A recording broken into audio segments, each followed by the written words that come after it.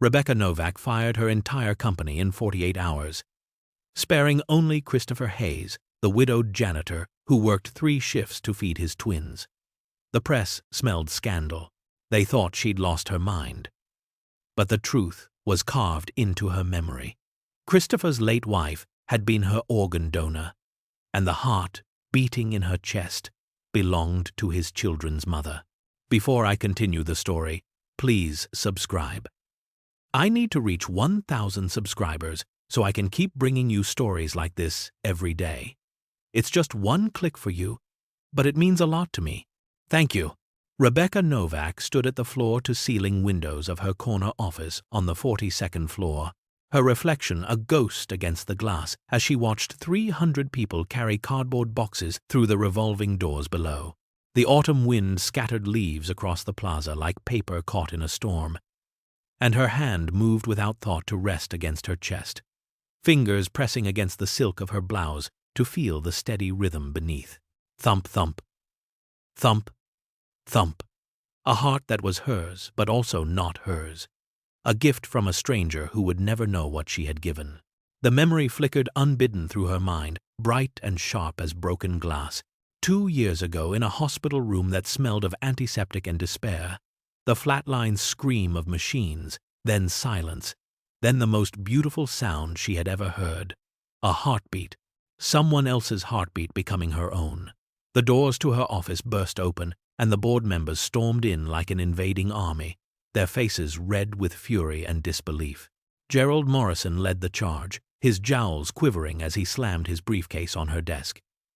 "What have you done, Rebecca? You have destroyed this company. Billions in value evaporated in 48 hours.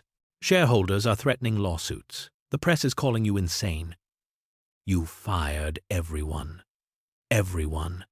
Do you understand what you have done?" Rebecca turned from the window slowly, her expression carved from marble. Her silence filled the room like water rising. "I had my reasons," she said finally, her voice quiet but absolute. "Christopher Hayes stays." The name meant nothing to them but everything to her. Gerald's face purpled. "The janitor? You kept the janitor? What possible reason could you have for keeping a man who mops floors while terminating vice presidents, executives, people who built this empire with you?" Rebecca's hand moved again to her chest. "That is my decision, and it is final." The board members exchanged glances that spoke of lawyers and forced resignations. "You have 30 days to explain yourself," Gerald spat. 30 days before we remove you from your own company." They left in a wave of expensive cologne and barely contained rage, and Rebecca was alone. The building around her was a cathedral of emptiness, silent except for the distant sound of wheels rolling across tile. A mop bucket. Christopher Hayes was still here. That evening, the building felt like a tomb, all marble and shadows and the hollow echo of Christopher's footsteps on the executive floor. He pushed his cleaning cart slowly, methodically, the way he did everything in his life. He was 38 years old, but his hands were those of a much older man, calloused and scarred from years of hard labor, knuckles swollen from work that never ended. His boots were worn through at the heel, duct tape holding the left sole together for another month. Maybe 2 if he was careful. In his shirt pocket, pressed close to his heart, was a photograph of 2 children with gap-toothed smiles and their mother's eyes, Emma and Lucas. Christopher bent to pick up a discarded paper cup near the executive water cooler, and his mind wandered to the question that had haunted him all day. Why wasn't he fired? Everyone else was gone. The security guards who joked with him during night shifts. The cleaning crew he occasionally shared coffee with. The receptionists who always said good morning even though he was just the janitor. All of them gone, carrying boxes, crying, angry, confused. He tried to push the question away as he moved his mop in steady figure 8s across the marble, the motion soothing in its repetition. His mind drifted back 3 years to another room. Another moment that had split his life into before and after. Sarah's hand in his, so small and cold, her voice barely a whisper as she made him promise to take care of the twins, to make sure they knew how much she loved them. The hospice room had been filled with machines that beeped and hummed. marking time until there was no more time left. He had held her until the very end, and then he had held her longer, unable to let go of the only woman he had ever loved. Christopher shook his head, clearing the memory like dust from a window. He had 3 jobs now. Janitor here at night, warehouse loader at dawn, grocery store stocker on weekends. He slept 4 hours if he was lucky, saw his twins for breakfast before school and bedtime if he made it home in time. His grandmother watched them during his shifts, but she was 79 and her hands shook when she tried to cook. It could not last forever. Nothing ever did. He found a diamond earring near the elevators, glinting under the fluorescent lights like a tiny star. Security was gone, but he knew what Sarah would have wanted him to do. Christopher rode the elevator to the 42nd floor and walked through the silent executive suite to the CEO's office. The door was closed, but light spilled from underneath. He knocked softly, received no answer, and left the earring on the desk with a note scrawled on the back of a receipt. Found on 5th floor. His handwriting was rough, elementary school level, but the message was clear. He rode the elevator down and caught the last bus home, his body aching, his mind too tired for questions. The next 3 days passed in a blur of media frenzy that Rebecca watched from behind her windows like a general surveying a battlefield. Billionaire CEO's mental breakdown. The headlines screamed. Novak Industries in free fall. What happened to Rebecca Novak? Her phone vibrated constantly with calls from investors, lawyers, former employees demanding explanations, severance, revenge. She ignored them all. Instead, she sat at her computer and pulled up Christopher Hayes's personnel file. 5 years with the company. Perfect attendance record. Never took a single sick day. 3 jobs. Widower. 2 children, ages 7. Lives in subsidized housing on the east side. Hourly wage barely above minimum. Her heart ached as she read. A physical sensation that could have been medical or emotional, or both. She had learned not to distinguish between them anymore. That night, Christopher returned to the empty building as he always did. His keycard still active when so many others had been deactivated. The lobby was dark except for emergency lighting, and his footsteps echoed like drum beats in a cave. He took the service elevator to start at the top and work his way down, the way he always did. The only light on the entire 42nd floor came from Rebecca's office. He could see her shadow moving behind the frosted glass, pacing, stopping, pacing again. Christopher worked until 2 in the morning, later than usual because there was more to clean without the usual foot traffic. He had not eaten since breakfast and his stomach growled, but the vending machines were all empty now, unplugged, their contents removed by the same company that had removed everything else. He finished the executive suite and was gathering his supplies when he noticed a coffee cup sitting outside his supply closet, still steaming. Black, no sugar, exactly how he took it. Christopher looked toward Rebecca's office, where the light still glowed. He lifted the cup, feeling its warmth against his palms, and drank. It was better than anything he could afford, rich and smooth. And for a moment, he let himself simply stand in the silence and feel grateful. The next night he brought his own thermos, filled with cheap instant coffee he had made at home, and left it outside her door. An exchange. Silent acknowledgement. Neither of them spoke, but in the gap beneath her door their shadows passed like ships in the night, aware of each other but separate. By the second week the pressure mounted from all sides like walls closing in. Christopher's grandmother called him at work, her voice thin with pain. She had fallen. Nothing broken. But she could not watch the twins anymore. He stood in the cold outside the warehouse at 5 in the morning, phone pressed to his ear, watching his breath fog in the air, and felt the world tilt beneath his feet. That night he had no choice but to bring Emma and Lucas with him.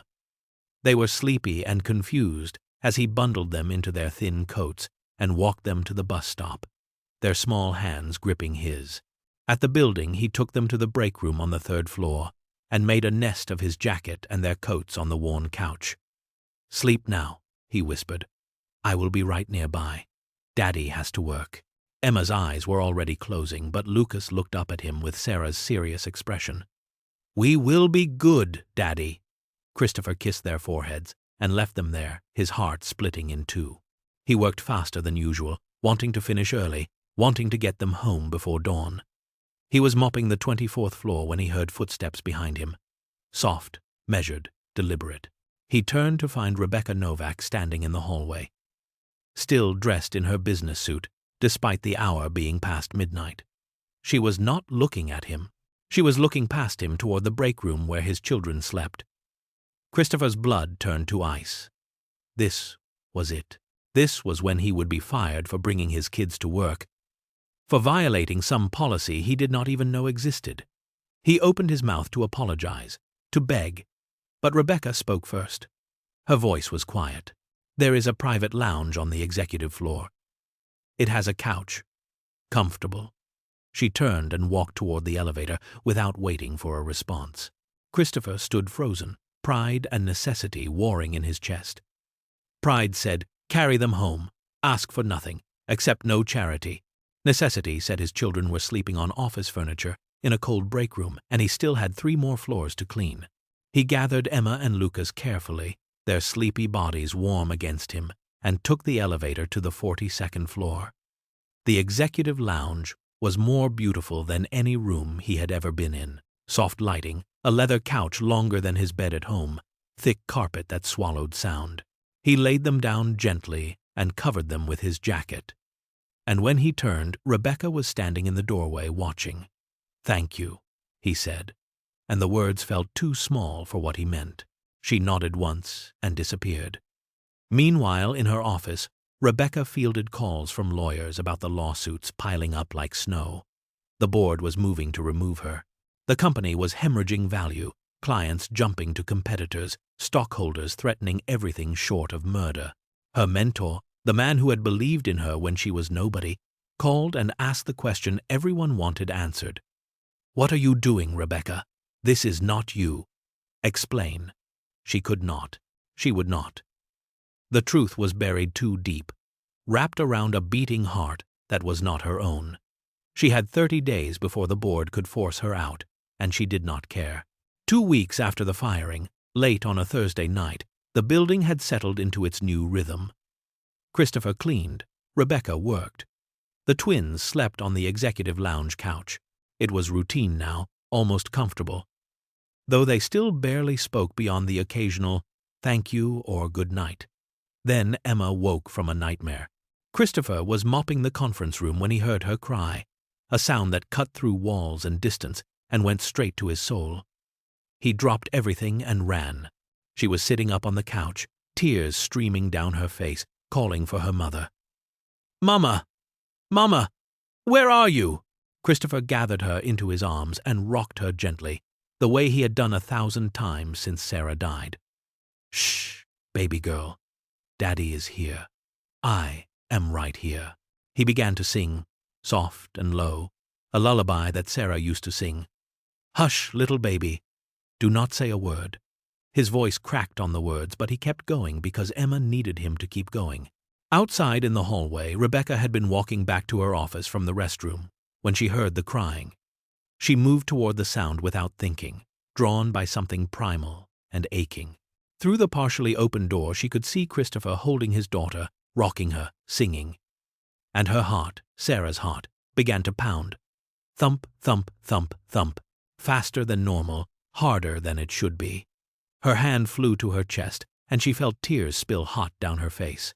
Donor hearts responded to emotional stimuli. Her cardiologist had explained it once. The heart remembers. After Emma fell back asleep, Christopher emerged from the lounge to find Rebecca standing in the hallway, hand pressed against her chest, tears streaming. He moved toward her instinctively, concern overriding the professional distance they had maintained. "Are you all right, ma'am?" The question hung in the air between them. Rebecca looked at him, and for the first time really saw him, not as an employee or a stranger, but as a man who had lost everything and kept going. A man with 2 children who needed him. A man whose wife had given the ultimate gift. "Your wife," she said, her voice breaking. "What was her name?" Christopher stiffened, guarded. Why would the CEO of a billion-dollar company care about his dead wife? But something in Rebecca's face made him answer. Sarah. Sarah Hayes. Rebecca whispered the name like a prayer. Sarah. She turned away before he could see her face crumble completely and walked quickly back to her office, closing the door. Christopher stood in the hallway, confused and concerned, not understanding why his boss was crying or why she had asked about Sarah. Inside her office, Rebecca pulled out the file she had kept in her locked drawer for 2 years. The file she had never been able to open, too afraid of what she might find. Her hands shook as she broke the seal. Sarah Hayes, age 34. Cause of death, cerebral aneurysm. Organ donor. Survived by husband Christopher Hayes and twin children Emma and Lucas. Age 5, at time of death. 5 organs donated. 5 lives saved.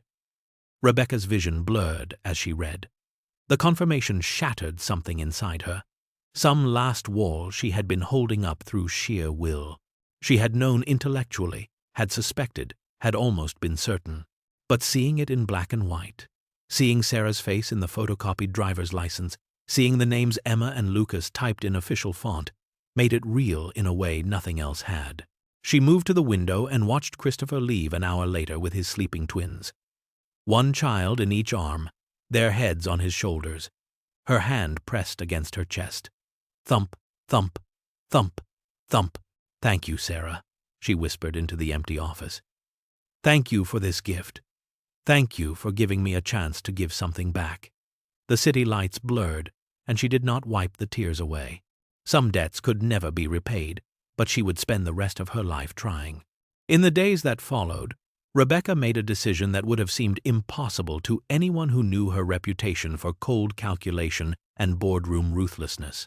She hired a private investigator, a former detective named Marcus Chen who specialized in discretion and asked no questions beyond what the job required. Find out everything about Sarah Hayes, she told him in a coffee shop 3 blocks from her office, paying in cash because some things could not leave paper trails. I need to know who she was, what she loved, what she dreamed. Marcus nodded and took the money, and 3 days later returned with a file that Rebecca opened alone in her office at 2 a.m, when even Christopher had gone home. Sarah Hayes had been a nurse at Mercy General Hospital, working the pediatric ward where sick children loved her gentle hands and kind voice. The report included interviews with former colleagues who described her as someone who remembered every child's name, who stayed past her shift to read stories, who donated half her modest paycheck to families who could not afford treatment. She had given her entire life to caring for others, and in death she had continued giving. 5 organs donated, 5 strangers who woke up with pieces of her inside them, keeping them alive. But it was the diary that broke Rebecca completely. The hospital chaplain had kept it. Sarah had given it to him in her final days, with instructions to pass it to Christopher when he was ready. But Christopher had never asked, and the chaplain had been waiting for 3 years. Marcus had convinced him to share copies of the final entries, and Rebecca read them with tears that would not stop falling.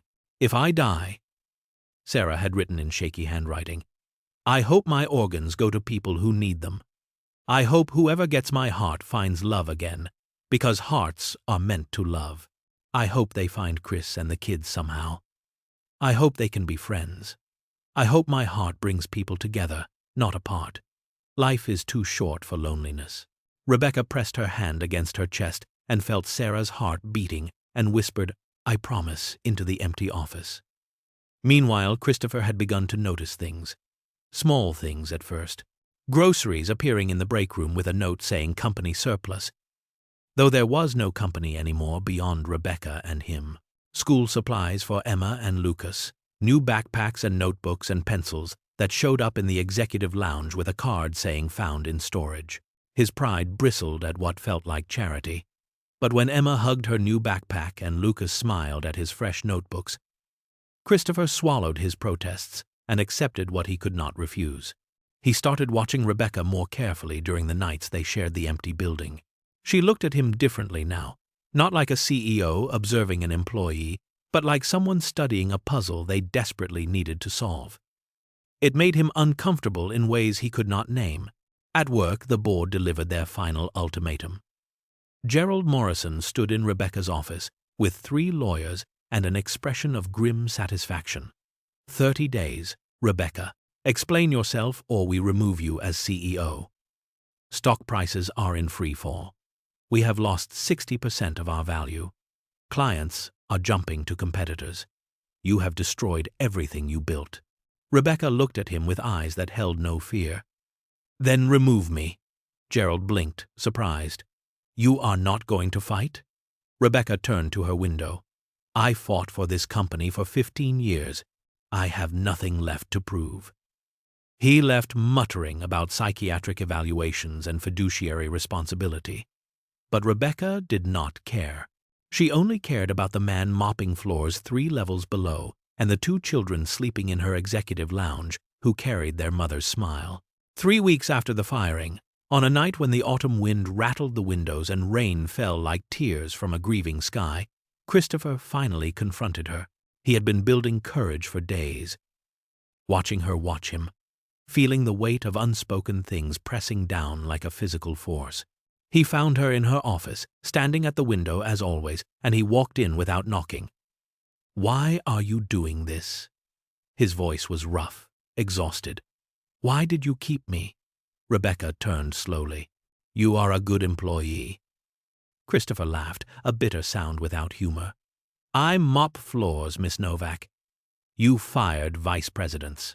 You fired executives who made millions for this company. Tell me the truth. The tension in the room built like storm pressure. Rebecca opened her mouth to answer, to finally reveal everything. When her phone rang, Christopher's phone rang at the same moment. He answered with shaking hands, and his face went white. It was his grandmother. Lucas has a fever, a high one. He is burning up and I do not know what to do. Christopher was already moving toward the door. Rebecca grabbed her coat. I will drive you. He started to protest, but she was already in the elevator, and there was no time to argue. Her private car was a sleek black sedan that Christopher had only seen from a distance, and within minutes they were speeding through rain-soaked streets toward the emergency room. Christopher sat rigid in the passenger seat, his hands clenched into fists, his breathing shallow. I cannot lose them too, he said, the words spilling out like a dam breaking. I cannot. They are all I have left of her. If something happens to Lucas. Rebecca reached over and took his hand without thinking, and her heart, Sarah's heart, raced in her chest. He will be fine. We will get him help. They will take care of him. At the hospital, they waited in chairs designed for discomfort while doctors examined Lucas. Emma sat in her father's lap, wide-eyed and scared. Rebecca bought terrible coffee from a vending machine and sat beside them, feeling helpless in ways that all her money and power could not fix. When the doctor finally emerged, Christopher stood so fast he nearly fell. Your son has the flu. A bad case, but nothing more serious. We have given him medication to bring down the fever. He will need rest and fluids, but he will be fine. The relief was so profound that Christopher sat back down hard, his face in his hands. Emma wrapped her arms around his neck. Daddy, Lucas is okay. In the car ride back, with Lucas sleeping in the back seat wrapped in hospital blankets and Emma dozing beside him, Christopher asked the question that had been haunting him since Rebecca asked about Sarah. Did you know my wife? Rebecca kept her eyes on the road, her hands tight on the wheel. No, but I know what it is like to be alone. She told him then, not everything but enough, about building her empire from nothing, clawing her way up from poverty with nothing but determination and ruthless intelligence, about having no family, no one who cared if she lived or died beyond what she could do for them, about collapsing in her office 5 years ago, waking up in a hospital to learn her heart was failing, about being given weeks to live, about the transplant that saved her when she had given up hope. Christopher listened in silence, seeing her for the first time as a person rather than a position. When they reached his apartment building, he turned to her with something new in his eyes. Thank you for everything. For tonight. For keeping me when you had no reason to. Rebecca nodded, not trusting her voice. As he carried his children inside, she sat in her car and wept. The final week before the board decision arrived like an execution date. The media had discovered that Rebecca Novak, billionaire CEO, had fired her entire company except the janitor, and the story exploded across every news channel and gossip site. The theories were wild and cruel. An affair, blackmail, complete mental breakdown. Reporters camped outside Christopher's apartment building, shoving cameras in his face as he tried to get his children to school. "Mr. Hayes, what is your relationship with Rebecca Novak? Is it true you are having an affair? Did you blackmail her? How does it feel to be the only employee of a billion-dollar company?" Christopher pushed through them with Emma and Lucas clutched close, saying nothing, his jaw tight with anger. The twins had started attending a school nearby, a private program that Rebecca had quietly arranged and paid for under the guise of a company scholarship that no longer existed. They were thriving there, making friends, learning in ways their underfunded public school had never allowed. But now they heard the rumors, the whispers, the ugly speculation. Emma came home crying one day. "The kids at school say Miss Novak is crazy. They say you did something bad." Christopher knelt down and took her face in his hands gently. "Miss Novak is a good person who made a hard choice. Do not listen to what other people say when they do not know the truth." "But what is the truth, Daddy?" Christopher had no answer. Meanwhile, Rebecca's health was declining in ways she could not hide. The stress of the board battle, the media circus, the weight of secrets she carried in her chest. All of it pressed down on her until her body began to rebel. Her cardiologist called her in for an emergency appointment. "Your heart is showing signs of stress-induced arrhythmia. Transplant patients must avoid extreme stress. You are at risk for rejection. You need to step back, reduce your workload, take care of yourself." Rebecca nodded and ignored every word. She worked harder, longer, pushing herself because stopping meant thinking, and thinking meant feeling, and feeling meant breaking. One night she was alone in her office, reviewing legal documents for the board meeting, when the world tilted sideways. Her heart stuttered in her chest, skipping beats, racing, then slowing to almost nothing. She tried to stand, and her legs would not hold her. She collapsed behind her desk, hand pressed to her chest, unable to breathe. Christopher found her 20 minutes later when he came to empty her trash. He dropped everything and ran to her side, calling 911 with shaking hands. "Stay with me, Miss Novak. Stay with me. Rebecca." The ambulance came with sirens that shattered the night silence. At the hospital, they stabilized her, ran tests, admitted her for observation. "Stress-induced arrhythmia," the doctors said. "She needs complete rest." Christopher stayed. He called his grandmother to watch the twins, and he sat in the uncomfortable chair beside Rebecca's bed and waited. When she woke the next morning, groggy from medication, she found Christopher there with Emma and Lucas. The twins had made her a card. Emma had drawn a picture in crayon of 4 stick figures holding hands, Rebecca and Christopher, and Emma and Lucas. Across the top, in careful letters, "Our friends." Rebecca looked at the drawing and something inside her shattered. Tears spilled down her face and she could not stop them. Christopher took her hand. The twins climbed carefully onto the bed, mindful of the wires and tubes. "We want you to be okay, Miss Novak," Lucas said seriously. "You are important." Rebecca pulled them close and wept. Christopher sat beside the hospital bed holding her other hand, and for the first time since this all began, Rebecca knew she could not keep lying. "Christopher," she said when the twins had fallen asleep on the chair, wrapped in each other, "I need to tell you something." She told him everything. 2 years ago she was dying, her heart failing, weeks left at most. The transplant list was years long. She had given up. Then the call came at 3 in the morning. They had a heart, a match. Emergency surgery, 14 hours on the table, waking up to a miracle. Someone had died so she could live. A stranger had chosen to donate their organs, and one of those organs was beating in her chest right now. "The donor," Rebecca said, her voice breaking. Her name was Sarah Hayes. Christopher went perfectly still. Every muscle in his body tensed. The color drained from his face. Christopher stood so fast the chair fell over. The twins stirred but did not wake. He backed away from the bed, his hand over his mouth, his eyes wide with shock and something that might have been horror. "You have my wife's heart?" Rebecca nodded, tears streaming. "Every beat is because of her, because of Sarah. Every moment I have lived these past 2 years is because she chose to give life to strangers. I am alive because your wife died." Christopher could not breathe. The room was too small, the air too thick. Grief crashed over him like a wave, fresh and sharp as the day Sarah died. But mixed with the grief was something else.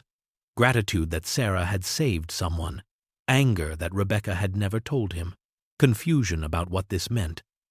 About fate or coincidence or divine intervention. He grabbed Emma and Lucas, waking them gently. "We have to go." Emma rubbed her eyes. "But Miss Novak needs us." "We need to go home," Christopher said, and his voice was hollow. Now, they left. Rebecca watched them go and felt her heart, Sarah's heart, breaking in ways that had nothing to do with medical complications. After they were gone, the nurse came in to check her vitals. "You knew," the nurse said softly. She had been reviewing Rebecca's chart, her history. "You looked him up after your transplant. You knew whose heart you had." Rebecca nodded. "I found out his name the day after I woke up.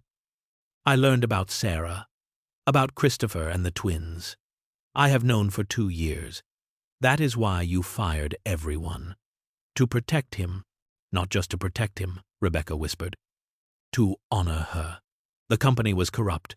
The board was stealing, cooking books, destroying what I built. I could not fix it with them there. I needed a clean slate. But I could not fire Christopher. How could I fire the widower of the woman who saved my life? How could I take away his job when his wife gave me everything?" The nurse squeezed her hand and left her alone. In the following week, Christopher did not return to work. Rebecca left the hospital against medical advice and went back to the empty building that no longer felt like home. The board meeting was swift and brutal. Gerald Morrison smiled as he delivered the news. "The board votes unanimously to remove you as CEO. Rebecca, Novak Industries will be sold to the highest bidder. You will retain a percentage as founder, but you no longer have operational control. Sign here." Rebecca signed without reading. She had spent 15 years building an empire, and it crumbled in less than a month. She felt nothing. At Christopher's apartment across the city, he sat with his grandmother, who had recovered enough to help with the twins again. Emma and Lucas played in their room, but every few minutes one of them would ask when they could see Miss Novak. Christopher had no answer. He was searching through boxes in the attic, old belongings of Sarah's that he had not been able to look at for 3 years. He found her journal, the one the chaplain must have given to him at some point, though Christopher did not remember receiving it. He opened it with shaking hands and read. The early entries were mundane: work schedules, grocery lists, notes about the twins' milestones. But the later entries, written as Sarah grew sicker, were different. She wrote about hope, about legacy, about wanting her death to mean something. The final entry was dated 2 days before she died. "If my heart goes to someone, I hope they find Chris and the kids. I hope they can be friends. I hope my heart brings people together, not apart. I want my heart to keep loving even when I am gone." Christopher read the words 3 times, 4 times, a dozen times until they were burned into his memory. Sarah would have wanted this. She would have wanted Rebecca to find them. She would have wanted her heart to bring connection, not separation. And Rebecca, he realized with sudden clarity, had given up everything, not out of madness or obligation, but out of profound respect for a woman she had never met. She had destroyed her empire to protect him, to honor Sarah's gift. She had sacrificed everything on the altar of a debt that could never truly be repaid.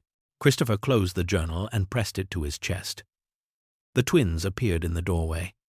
"Daddy," Emma said softly, "can we go see Miss Novak?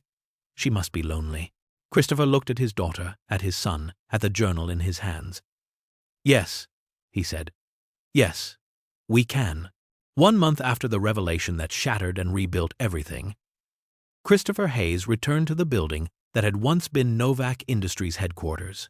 The lobby was filled with liquidation crews boxing up furniture and artwork, turning 15 years of empire into inventory numbers on spreadsheets.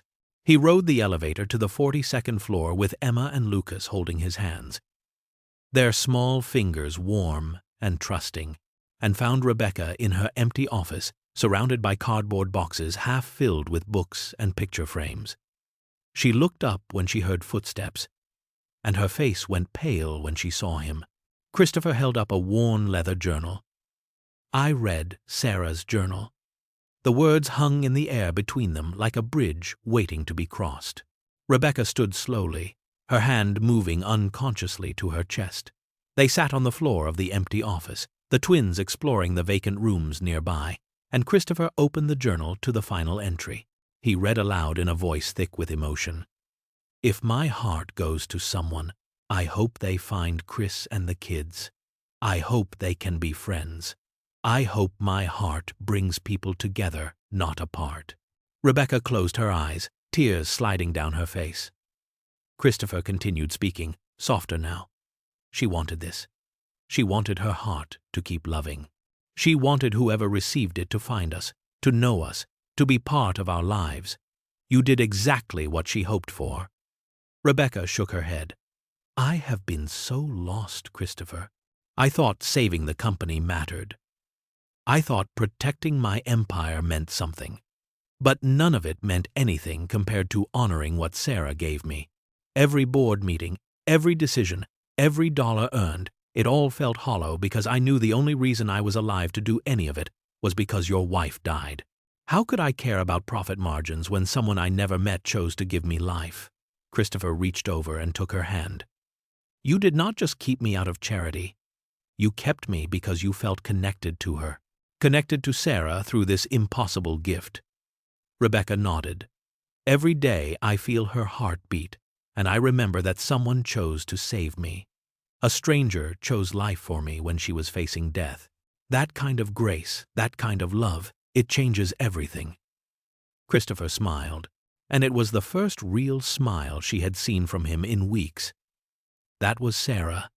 She always chose life. Even at the end, when the doctors said there was no hope, she was thinking about how her death could help others live.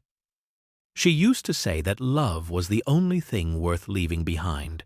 They sat in silence for a long moment, the afternoon sun streaming through the windows, dust motes dancing in the light like tiny stars. Christopher finally asked the question that would determine everything that came next. "What will you do now?"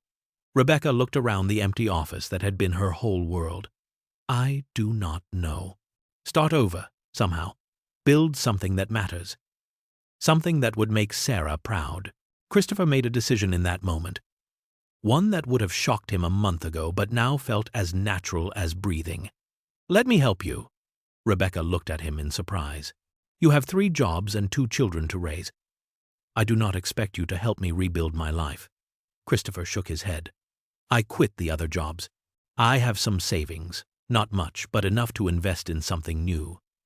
You have the business knowledge. I have the work ethic. Sarah brought us together for a reason. Let us honor that." In the weeks that followed, they formed a new company. Small, nothing like the empire Rebecca had lost, but built on principles that actually meant something. They focused on community, on ethical business practices, on creating value that could not be measured only in dollars. Rebecca handled strategy and finance, while Christopher managed operations and dealt with clients who appreciated his honest, straightforward manner. The twins became a regular presence in the modest office they rented in a neighborhood far from the glass towers of the financial district. Rebecca taught Emma to read chapter books and helped Lucas with his mathematics homework. Christopher taught them both about the value of hard work, about treating everyone with dignity regardless of their position, about the quiet strength that comes from doing what is right even when it is difficult. Slowly, almost imperceptibly, they became a family. Not in the traditional sense, not bound by blood or marriage, but by something deeper. They were connected by loss and gratitude, by a heart that beat in one chest but belonged to all of them. The public gradually learned the truth about why Rebecca had fired everyone except the janitor. Some journalist finally dug deep enough to uncover the organ donation connection, and the story went viral. But this time the headlines were different. CEO honors donor by protecting donor's family. Billionaire sacrifices empire to repay impossible debt. The woman who gave up everything for a stranger's gift. People were moved by the story in ways that surprised everyone. Rebecca gave interviews reluctantly, always redirecting attention to organ donation, to the 5 people Sarah had saved, to the thousands waiting on transplant lists, hoping for their own miracle. The redemption in the public eye was satisfying, but the redemption in her own heart mattered more. Her cardiologist noticed the change during a routine checkup 6 months after the company was formed. Your heart rhythm is the strongest it has been since the transplant. Whatever you are doing, keep doing it. Rebecca knew it was not the medication or the reduced stress. It was Emma's laughter when Rebecca read her stories. It was Lucas's concentrated face when he built elaborate structures with blocks on her office floor. It was Christopher's quiet presence, steady and solid, reminding her every day that Sarah's gift had not been wasted. But at the 8-month mark, Rebecca began to feel something was wrong. At first, it was just fatigue, which she attributed to long hours getting the new business established. Then came the chest pain. Subtle, but persistent. Her heart would skip beats, race for no reason, then slow to a crawl. She knew what it meant. Organ rejection. Her body was attacking the very thing keeping her alive. She hid it from Christopher because she did not want pity, did not want to be seen as fragile or broken. She increased her medication without telling her doctor, pushed through the pain, kept working because stopping meant admitting the truth. He had spent too many months watching Sarah decline not to recognize the signs. Rebecca grew pale. She touched her chest constantly. Her hands trembled when she thought no one was looking. He confronted her one evening after the twins had gone home with his grandmother. "You are sick. Do not lie to me. I have seen this before." Rebecca tried to deflect, but he would not let her. "Tell me the truth." She broke down and admitted everything. Early-stage rejection. Medication was not working. She needed surgery, a risky procedure to stop her immune system from destroying Sarah's heart. Christopher's face went white. "I cannot lose you too. The kids cannot lose you." The words hung between them, heavy with meaning. Rebecca realized in that moment that they had become family in every way that mattered. Christopher made the arrangements, called in favors from doctors Rebecca had once donated to through her foundation. The surgery was scheduled for the following week. The night before, Christopher brought Emma and Lucas to say goodbye just in case. They did not understand the full gravity of the situation, but they knew it was serious. Emma climbed carefully onto Rebecca's hospital bed and took her hand. "Miss Rebecca, you have to come back. Mama's heart is safe with you." Lucas wrapped his small arms around her neck. "Daddy says Mama sent you to us. You cannot leave." Rebecca held them both and made a promise she desperately hoped she could keep. "I will fight. I will come back to you." Surgery day arrived with gray skies and cold rain. Christopher sat in the waiting room with the twins, his leg bouncing with nervous energy. He was not a religious man, had not prayed since Sarah died, but he found himself praying now. Not to God exactly, but to Sarah. Watch over her. She carries your heart. She has honored it. She has loved us. Please let her live. The surgery began at 7 in the morning. Hours passed with no word.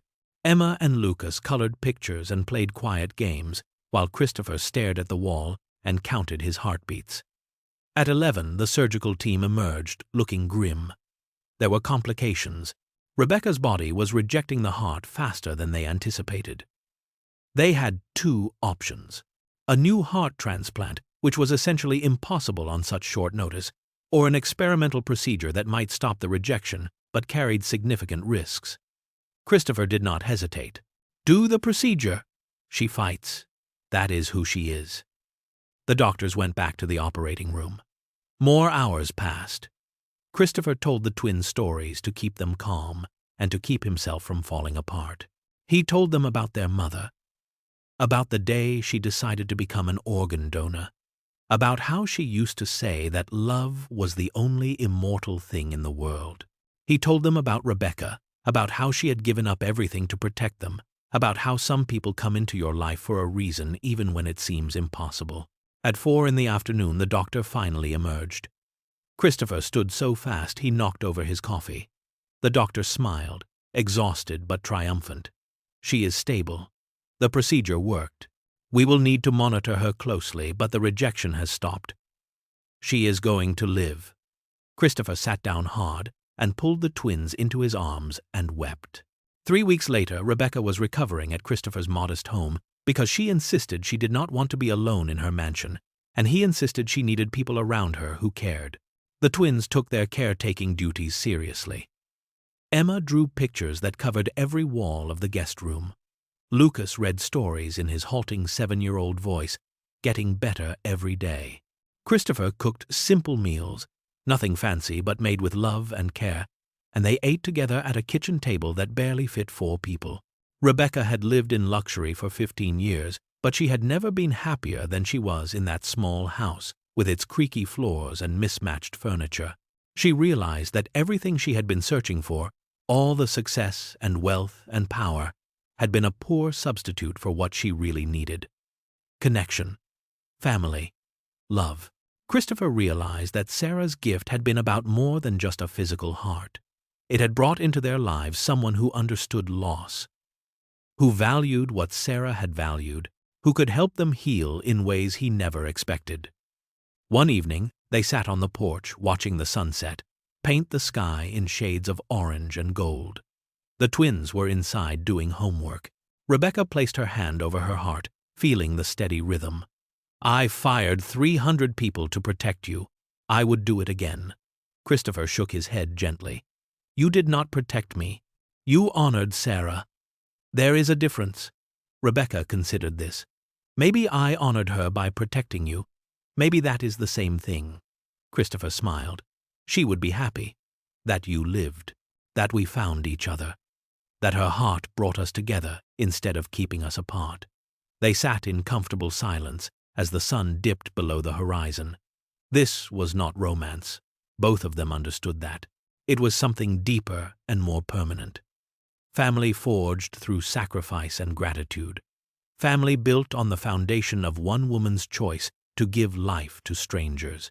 They were rebuilding the company together, raising the twins together, healing together. Inside the house, Emma called out that dinner was ready, and Lucas laughed at something only a 7-year-old would find funny. And Rebecca felt her heart, Sarah's heart, beat strong and steady in her chest. 5 years passed, like pages turning in a beloved book. Rebecca and Christopher's company had grown into something beautiful, not an empire but a thriving business that treated employees with dignity and gave back to the community in meaningful ways. The twins were 12 now, tall and bright, and full of the kind of confidence that comes from being deeply loved. They called Rebecca Aunt Rebecca, a title she cherished more than CEO had ever meant to her. Every year on the anniversary of Sarah's death, they had a tradition. They would visit her grave together, bring fresh flowers, and share stories. This year they arrived on a sunny afternoon in late spring when the cemetery was filled with blooming trees. Rebecca knelt beside the headstone and placed her hand over her heart, as she always did. Thank you, Sarah, for everything.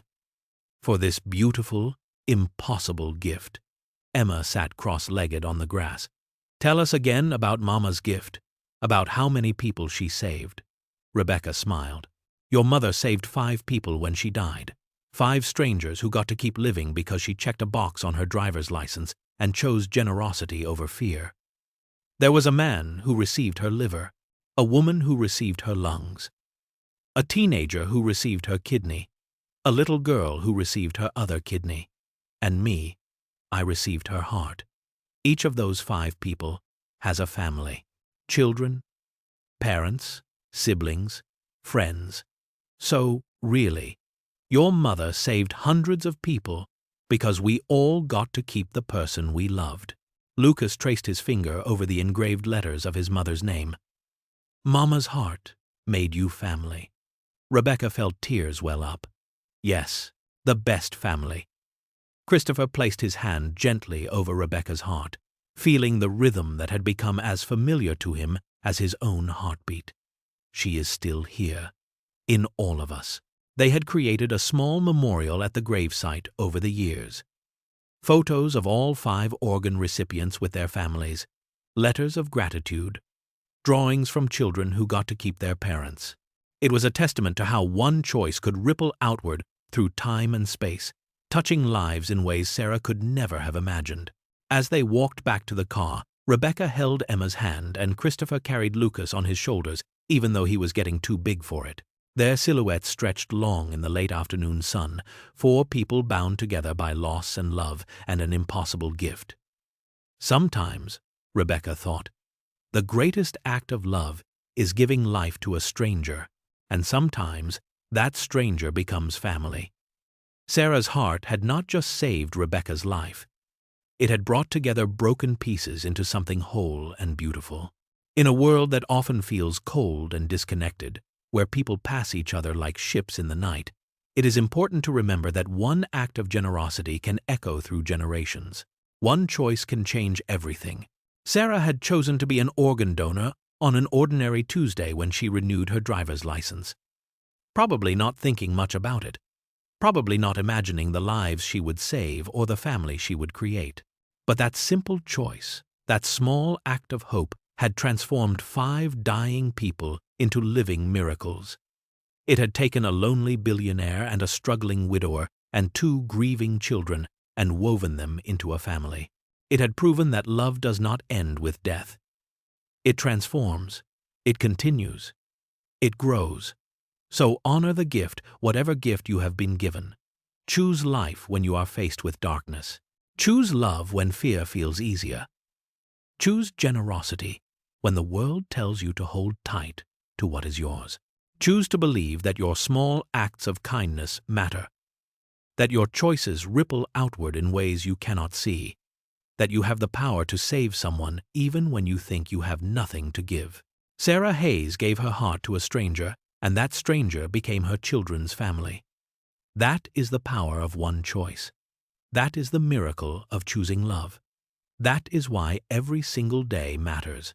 Rebecca Novak placed her hand over her heart one more time as they drove away from the cemetery, feeling Sarah's steady rhythm, and whispered a prayer of gratitude for the impossible gift that had saved her life and given her a family. In the back seat, Emma and Lucas argued cheerfully about what to have for dinner, while Christopher drove with one hand on the wheel and smiled at the sound of his children's voices. This was Sarah's legacy. Not the heart beating in Rebecca's chest, though that was part of it. Not the 5 lives saved, though that was remarkable. Her legacy was love. Love that continued beyond death. Love that brought together strangers and made them family. Love that chose life again and again and again. And in the end, love was the only thing worth leaving behind.